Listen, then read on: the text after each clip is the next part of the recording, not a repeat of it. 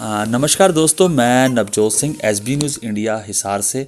और मेरे साथ हैं भूपिंदर खट्टर जी, और मैं इन्हीं के घर में बैठा हूँ, खट्टर स्ट्रीट सिरसा में। और ये पेशे से क्रिमिनल लॉयर हैं और पार्टी में भी काफ़ी अच्छी सेवाएं निभा रहे हैं, और क्रिमिनल लॉयर हैं तो इनसे जानकारी लेना हमारा फ़र्ज बनता है। और सर जैसे कि सर आप क्रिमिनल लॉयर हैं, आप PhD आपने कर रखी है, और सर एक डोमेस्टिक वायलेंस जो आजकल इंडिया में क्या वर्ल्ड में भी बहुत बढ़ गई है, उसके ऊपर मैं आपसे बात करना चाह रहा हूँ। डोमेस्टिक लॉ का लेडीज़ कितना फ़ायदा उठा रही हैं और कितना पॉजिटिव है वो? देखिए जी, इंडिया के अंदर डोमेस्टिक वायलेंस एक्ट 2005 के अंदर पारित हुआ था जी। सबसे पहले तो मैं आपको ये बता देना चाहूँ कि what is domestic violence. Domestic violence का अर्थ था घरेलू हिंसा।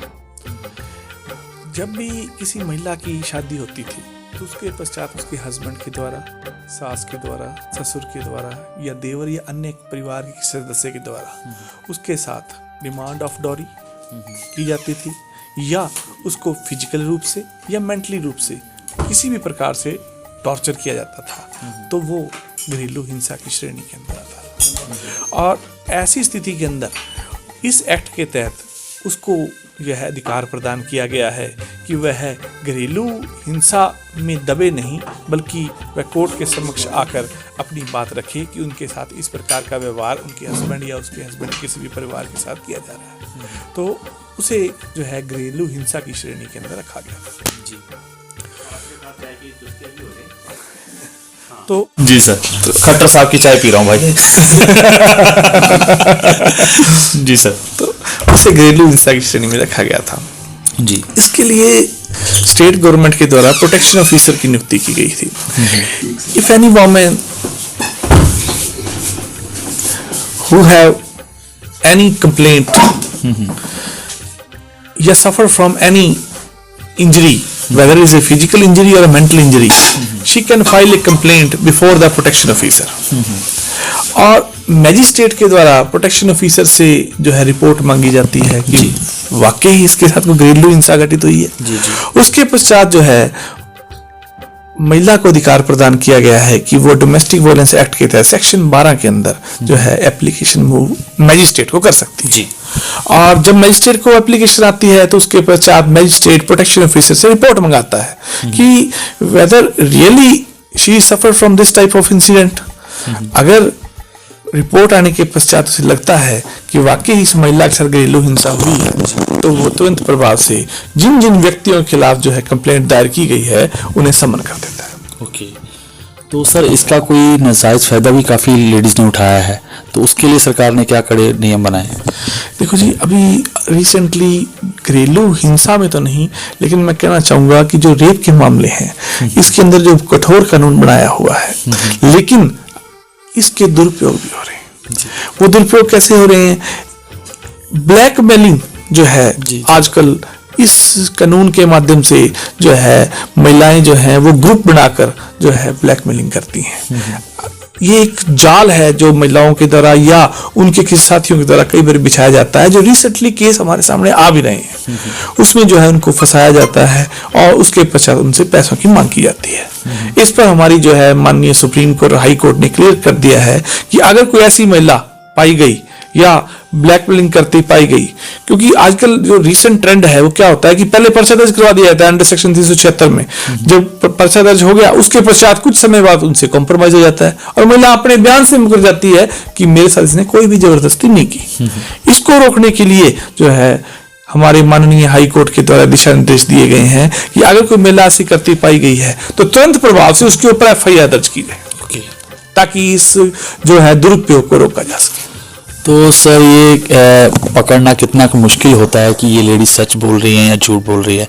ये कुछ चीज़ें एक्सपीरियंस से भी पता चलती होंगी जब बंदा आके शिकायत दर्ज करता है, या वो टेस्ट होने के बाद ही पता चलता है? It is a matter of investigation. During investigation when a statement is given before the police authority, इस स्टेटमेंट से वो क्लियर नहीं हो जाता, उसको मजिस्ट्रेट के समक्ष बयान दिलाने के लिए ले जाया जाता है। और वो जो बयान होते हैं वो कैमरा प्रोसीडिंग के अंदर होते हैं। कैमरा प्रोसीडिंग अगर मैं कहूँ तो जहां पर बयान दर्ज किए जाते हैं वहां मजिस्ट्रेट और लड़की सिर्फ दोनों को ही रखा जाता है और मजिस्ट्रेट के द्वारा इंटेरोगेशन की जाती है और उससे सवाल जवाब पूछे जाते हैं, और वही सवाल जवाब है मजिस्ट्रेट के द्वारा खुद अपनी कलम से लिखे जाते हैं उसमें बात क्लियर हो जाती है कि वो लड़की जो है झूठ बोल रही है या इसे किस पर दबाव है या वाकई ये लड़की सच बोल रही है। तो उसको सारे जो बयान है वो कलमबद्ध करके रख लिए जाते हैं। भूपिंदर खट्टर जी को काफ़ी नॉलेज है क्योंकि काफ़ी टाइम हो गया है और वैसे भी PhD हैं ये क्राइम में। तो सर कभी आपके साथ किसी ने कानूनी सलाह लेनी हो या आपकी सर्विसेज लेनी हो तो आपसे कहाँ मिल सकता है? आपके ऑफिस और आपका कॉन्टैक्ट नंबर आप शेयर करना चाहें तो। मेरा chamber number 241 district court Sirsa में है।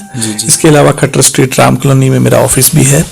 और मैं आपको ये बात क्लियर करना चाहूँगा कि जो मेरा फ़ोन नंबर है 9812422021 98-124-22-021। अगर किसी को कोई भी किसी भी प्रकार की ग्रीवेंस है तो वो मुझे जो है वो फ़ोन कर सकता है और मैं उसका तुरंत प्रभाव से इसका समाधान करूंगा। सर जो गरीब परिवार के बच्चे हैं जो आपके खर्चे नहीं उठा सकते, क्योंकि आप तो काफ़ी बड़े वकील हो जी, आपके खर्चे भी बड़े होंगे, तो उनके लिए क्या शॉट है? देखो 2 शॉट हैं।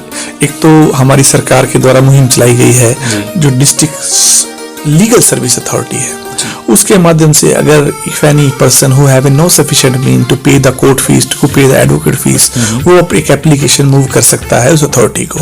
उस अथॉरिटी के अंदर जो है ये प्रावधान बढ़ाया गया है कि वह बिना खर्चे पर फ्री ऑफ कॉस्ट उसको वकील प्रोवाइड करवाया जाएगा। इसके साथ साथ अगर मैं अपनी तरफ से कहूँ तो अगर कोई व्यक्ति जो बहुत ज़्यादा गरीब है या कोर्ट फीस नहीं दे सकता या एडवोकेट फीस नहीं दे सकता तो मैं उसका जो केस है वो फ्री ऑफ कॉस्ट लेता हूँ। जी। तो अभी तक सर कोई केस ऐसा आया है जो आपने फ्री ऑफ कॉस्ट किया हो और उनको हक दिलवाया हो उनका? मैंने अभी रिसेंटली एक केस जो है बड़ा फ्री ऑफ कॉस्ट ही बिल्कुल फ्री ऑफ कॉस्ट लड़ा था। इसमें एक महिला अपने पति से बहुत दुखी थी और उसका जो है केस जो है कोर्ट में चलता आ रहा था लेकिन उसकी सुनवाई नहीं हो पा रही थी।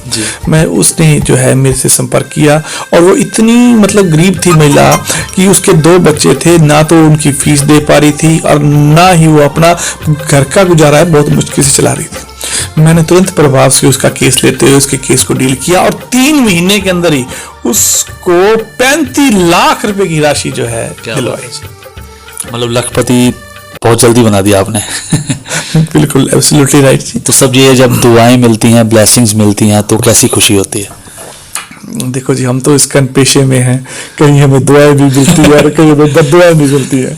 तो ये तो दोनों पहलू हमारे सामने आते हैं, लेकिन हमें जब दुआएं मिलती हैं तो हमें बहुत खुशी होती है कि हमने अपने प्रयासों से किसी को जो है बसाया भी है और अपने प्रयासों से किसी के लिए अच्छा कार्य भी किया है। तो सर किसी संस्था का भी सहयोग मिलता है साथ में? संस्था का सहयोग हमें समय समय पर मिलता रहा है। जो NGO हैं, मानव कल्याण समिति है या हमारे सिरसा के और NGO हैं, उनके द्वारा हमें समय समय पर जो है अपना सहयोग मिलता आ रहा है।